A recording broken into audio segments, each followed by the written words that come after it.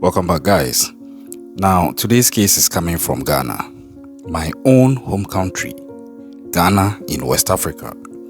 And it epitomizes this African proverb I keep on saying in some of my videos, that the insect that would have access to bite you is usually the insect that is closer to you. This is just to say that it is mostly the people who are closest to you that will get a chance to harm you. It involves a case that is still unraveling as at the 22nd of May 2025, where this senior retired professor at one of the top universities in Ghana called the University of Education, located in Winneba in the central region of Ghana, suddenly went missing after he had been seen by his colleagues just a few days before the 21st of May 2025. His name is Professor Amederker Koku.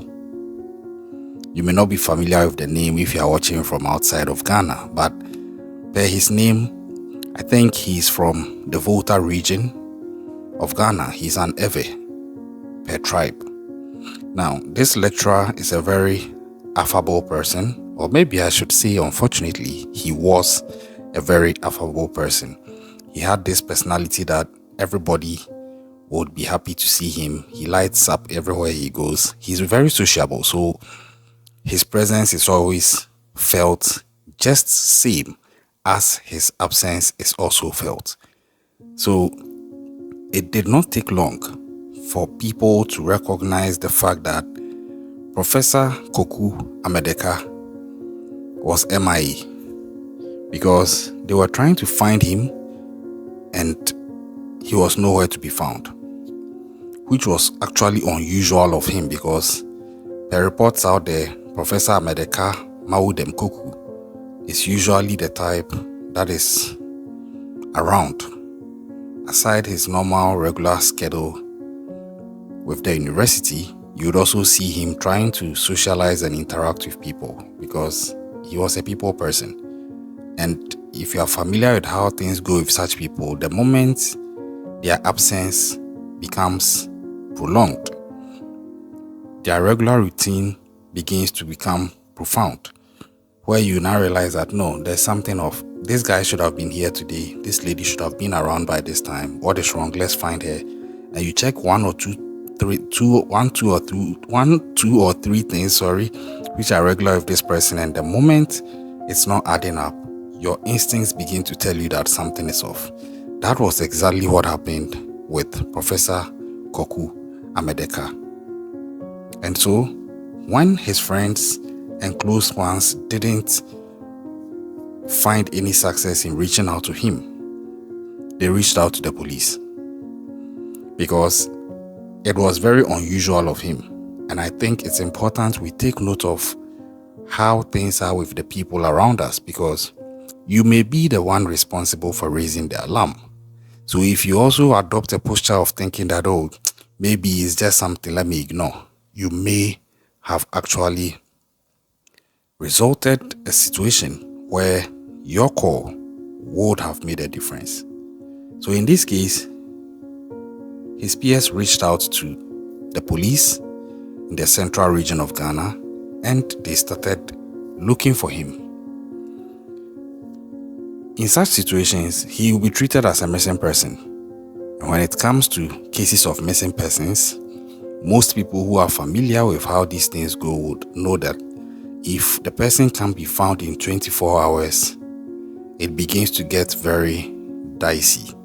But if the person can't be found after 48 hours, then it begins to become a possible situation that something may be off, or even beyond 48 hours, there's a possibility the person may have been deceased. It reduces the chances of finding the person alive.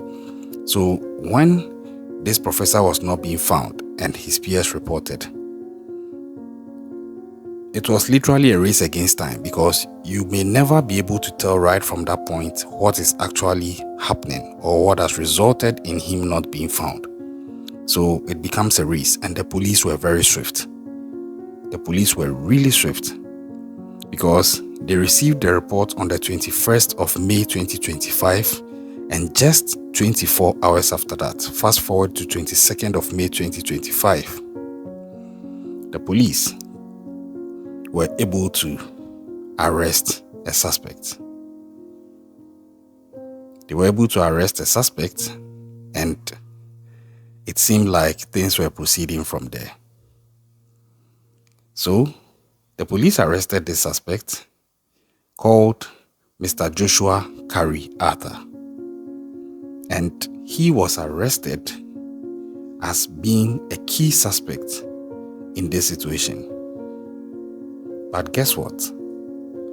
Prior to his arrest, the police, in their search for this professor, found some blood stains around his compound, and they traced this blood stain to a heap of sand just about 23 meters from the house of Professor Koku Amederker.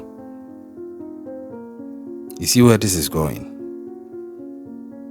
They had time to clear the sand, and unfortunately, they found the remains of this missing lecturer or professor buried underneath. They removed the remains and deposited it at the morgue for preservation and autopsy. But it was obvious that the professor did not pass under natural causes. He actually had been unalived by somebody. And at that point, suspect Joshua Karata was arrested as the key suspect in the demise of this lecturer. And this is where the case began to get more murky, because when they arrested Joshua, they had a conversation with him at the point of arrest. It was in the night. I watched the footage and some questions came up. I'm not bringing you the footage itself because it's in my local dialect in Chi, but I'll have to explain it in English for you. So they questioned him as to how come he had access to the premises of this lecturer, because when they had arrested him, they found some things in his possession. Yeah. Police retrieved exhibits from this suspect called Joshua Karata, specifically in the form of 2 Samsung phones, a laptop, and a 50-inch television, and a car key to a Toyota Fortuner, which were all identified as properties of the deceased, but they were in the custody of the suspect, Joshua Karata. Now, in this video, Joshua was telling the police that it's the lecturer who gave the items to him. For the laptop, he gave the laptop to him so that he would be able to enjoy himself, literally. And that the car key was also given to him by the lecturer because the lecturer had actually brought him in to sort of watch over his house and compound for him in his absence. You see how it is now. So he was trying to peddle a story that he didn't come there for any criminal reason. He was on the premises because the lecturer, who is deceased, had actually granted him access to the space and the building as a result of the fact that he needed him to be watching the place for him and keeping it safe. But then the question is it true or not? We would have needed the professor or lecturer to be alive to confirm this, but he is nowhere to be found. And as a result, the saying goes, dead men tell no tales. He is nowhere to be found. So it's just the word of the suspect, Joshua Karata, that is just being given to the police. They can't corroborate this because obviously there was no contract or written effect to this. So how do we know whether Joshua is telling the truth or not? Obviously, the police would have to look at other things. And they do. Or let me say they did. Because they asked him further questions. And he was talking about the fact that he has done no wrong. The things were given to him by the lecturer. But you see, it doesn't add up to me. It doesn't add up because it's obvious that this lecturer was unalived by somebody. But the question is, even if it was a robbery, how many times do you see robbers stealing from somebody and even unaliving them and having the time and comfort to go to the extent of burying them as well? I believe that bit about the burying would only be done by somebody who is comfortable and knows that they have time, they have the access to be able to have the luxury of burying the person, to hide the remains of the person, and they can get away with it. Literally, it would have to be somebody who is actually having access to the premises by way of an arrangement or the other. And per that, who else would you suspect apart from the guy who himself alludes to the fact that he was granted access to the compound, and also a search on him when apprehended by the police revealed that he is in possession of 2 Samsung phones belonging to the deceased, a laptop belonging to the deceased, and a 50-inch television set belonging to the deceased, as well as the car key to a Toyota Fortuner also belonging to the deceased. This is where it gets dicey. Of course, Joshua Kari as a suspect, per the law, is deemed innocent until proven guilty. But the fact is that as it stands now, he looks very, very suspicious. Very, very suspicious. But you can't say he is the one who committed the crime, but he is the key suspect, of course. And the investigations are still ongoing. But then, in his conversation with the police, it turns out he's not a first-time possible offender, because he came into the conversation at a point to allude to the fact that he knows one of the policemen who were arresting him, and even went on to talk about the fact that that policeman and some of his colleagues have arrested him a number of times in the past, and that this policeman arrested him at a point in time but then allowed him to go and told him that he should not repeat that offense he had committed again. When I heard that, I asked myself, what is going on here? And what offense in particular was he arrested for, allegedly, by this policeman and still allowed to go? Because if that is it, then maybe this current crime, if he is guilty, could have been avoided if he was prosecuted when he was arrested that time, if it was a valid arrest. I don't know if you get me. He is trying to say that this policeman, who was one of the people currently arresting him for suspicion of being the suspect in the demise of this lecturer, had actually arrested him in the past for an offense before, but then he allowed him to go with a warning not to repeat it. And I'm saying that it brought about the question from some people whether that arrest, if pursued and prosecuted, if it was a valid arrest, could have saved the life of this professor if it actually turns out later that Joshua Karata is the main suspect and the perpetrator in the demise of this lecturer. It's a very good question.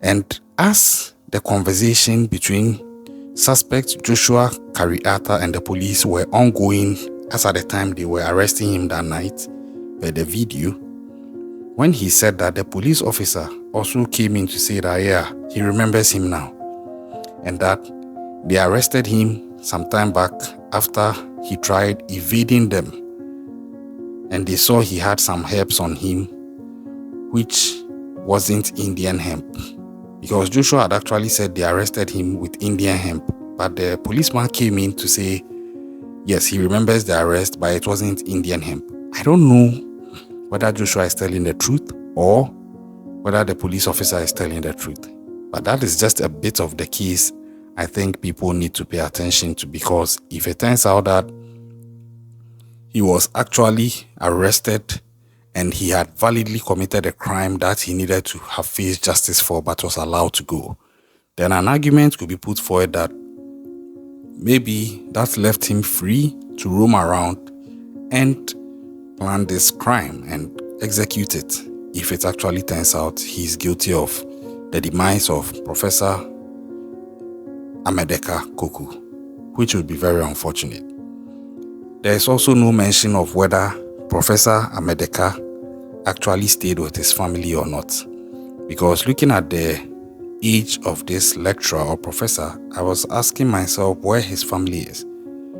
Obviously, at his age, his kids are likely to have left to live their own lives, but there is no mention of his spouse, whether his spouse is alive and with him or not, or alive and deceased, or maybe and divorced, or maybe deceased and not alive. We don't know any dynamics about his personal life, but this is a caution to all of us.